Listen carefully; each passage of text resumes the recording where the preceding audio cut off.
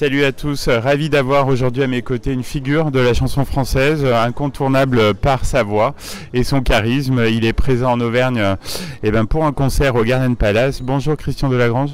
Bonjour Stéphane. Alors, comment a débuté votre carrière dans la chanson? Vous vous souvenez précisément? Oh oui, c'est un long début. J'ai commencé dans une chorale au départ, à l'âge de 8 ans. J'étais soliste à 10 ans. Et après les petits groupes de rock et les machins et les trucs. Et on avance petit à petit. J'ai grignoté ma petite place au soleil jusqu'en 70 où j'ai enregistré mon premier 45 tours qui était sous Chris Galbert. J'en ai fait 3 au total, le troisième ça a été un flop, donc ça m'a montré que tout n'est que relatif. Et je suis tombé sur un nouveau producteur et là ça a été a priori le jackpot puisque ça a été Rosetta, c'est après 1 200 000 45 tours à chaque fois qui se vendaient en moyenne, c'était pas mal. Voilà. Oui, et donc la plupart de ces tubes ont été signés Patricia Carly. Au début, oui. Il y a eu Patricia Carly qui a écrit Rosetta, son vrai prénom d'ailleurs. Rosetta, Sans toi je suis seul, Tendre Cathy, etc. Ouais. Est-ce que vous avez facilement accepté le statut, on pourrait dire, de chanteur à minette, comme Mike Brandt, Dave ou Patrick Juvet C'était pas péjoratif, chanteur à minette à l'époque. C'est parce qu'on s'adressait à une jeune population, quoi, je veux dire, jeune fille. Plus particulièrement, moi j'étais chanteur de rock au départ, donc ça m'a fait drôle au départ, mais ça, je me suis dit qu'est-ce que je fous dans ce style-là, c'était pas mon truc. Et puis là, ce deuxième 45 tours, ça a été Sans toi je suis seul, et là j'ai reçu une lettre d'un type qui était en prison, qui disait que quand ça passait en radio, c'était le seul moyen de communication qu'il avait avec sa femme, en s'écoutant, ils écoutaient la chanson de chacun de leur côté. Et ils étaient en harmonie avec ça, je trouvais ça très émouvant. Enfin, la façon dont c'était tourné, c'est très émouvant. Je me suis dit finalement, c'est pas plus mal de chanter ça. En 76, il y a un duo avec Gene Manson, c'est un bon souvenir? Oui, tout à fait, les larmes aux yeux, oui, ça a été très sympa, puisque Gene, je l'avais connu moi à son arrivée des États-Unis. C'était pas revu et la chanson était un petit peu vraie, quoi. Oui. Et au fil du temps, Christian, vous avez diversifié vos activités. Vous êtes lancé dans la réalisation de films, de clips, de documentaires. Oui, là, c'était à l'époque quand le disco est arrivé. On a été pas mal à être détrônés, dans Mike aussi, qui voyait, pas très bien ce tournant, ce virage de la musique française. Et c'est vrai que c'était difficile. Moi, j'ai eu chance, je m'en suis bien sorti parce que j'avais une autre passion qui était celle de l'image. Et donc, je me suis mis très vite à réaliser des documentaires, des films, un tas de petits trucs. J'ai tourné des clips pour CFA Monaco, pour pas mal de gens comme ça. Voilà. Et l'envie de chanter est revenue progressivement, donc c'était plutôt dans les années 90 ? C'est un coup de bol. C'est en fait le revenu de chanter. Ça a été une rencontre avec une personne qui bizarrement n'avait rien à faire là, dans un spectacle où je chante encore quelques fois. C'était en hiver du côté de Lille, une salle très froide. Et je descends de scène et je vois un Africain qui vient vers moi et qui me donne une petite médaille. Et cette petite médaille.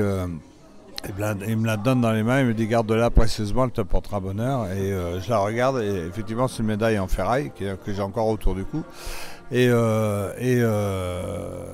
j'avais la même en or que j'avais perdue, c'est une poupée africaine. Et quand je l'ai vue, je me suis dit arrête, ne bouge pas, je vais te payer un coup à boire. Et c'était trop content. Et puis finalement, il a disparu, j'avais encore un rappel, une chanson à faire. Quand je suis ressorti de scène, il n'était plus là.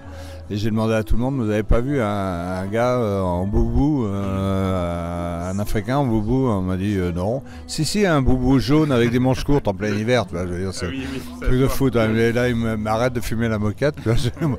Et là, je ne sais pas ce qui s'est passé, mais du jour au lendemain, tout s'est réouvert. Il y en a qui parleraient de chakra.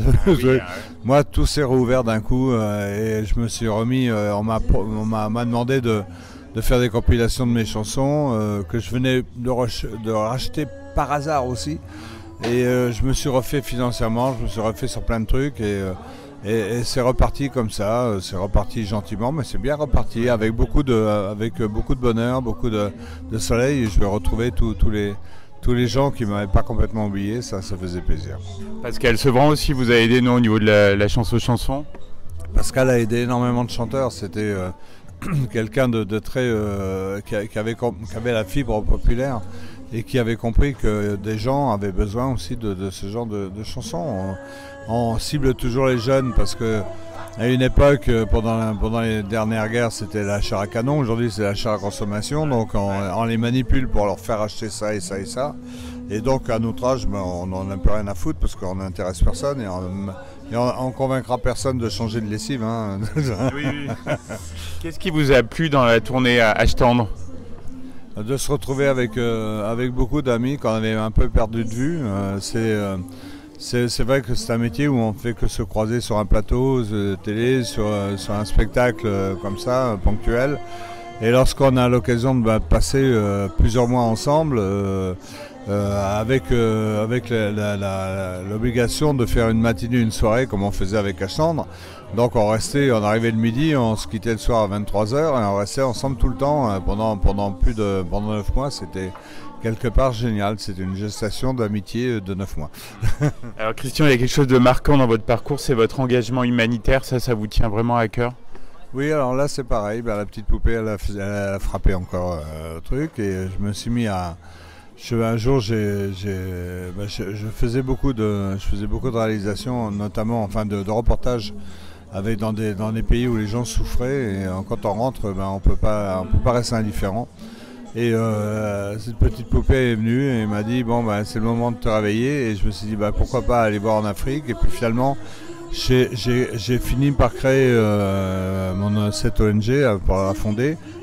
Et on s'est retrouvés avec beaucoup de gens de pays qu'on est venu aider. Il y avait 25 pays à travers le monde, donc c'est une voie royale que je conseille vivement à tous ceux qui veulent goûter à quelque chose de fabuleux dans leur vie.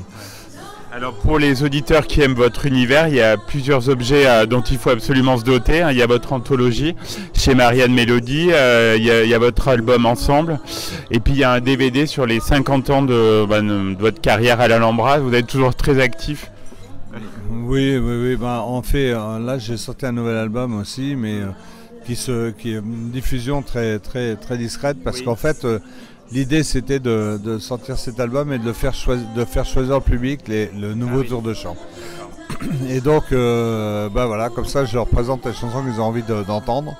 Et ça a été un régal, mais la dernière vraiment dans le commerce, ça a été Ensemble, qui est un album où il y a un CD de duo et un autre CD de chansons ou reprises ou anciennes ou nouvelles.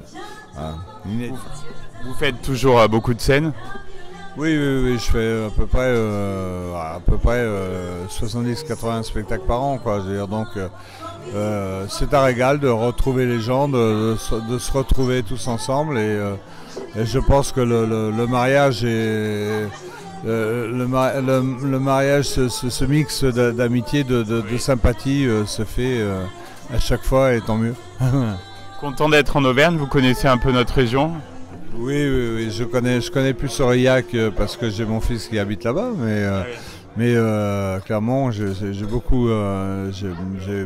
beaucoup d'amis à une époque ici aussi. Et j'ai fait pas mal de spectacles aussi à une époque et c'était assez sympa. Voilà.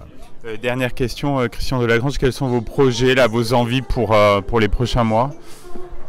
Peut-être qu'on envisagera un nouvel album d'ici quelques temps. Ça fait 2 ans qu'on a sorti l'autre, enfin ça fait un peu plus d'1 an qu'on a sorti le précédent. Donc on va peut-être refaire un album d'ici 1 an, ça soit à peu près tous les 2 ans. Et bien sûr continuer les spectacles qui sont une source de vitalité, d'énergie pour moi. De retrouver tous ces gens qui m'ont apporté autant d'amour, parce que nous on essaie de leur apporter du rêve, eux ils apportent de l'amour. On vous souhaite beaucoup d'amour, beaucoup de bonheur, Christian Delagrange, et puis à très bientôt sur Logos FM. Merci vraiment. Merci Stéphane, merci à vous, au revoir.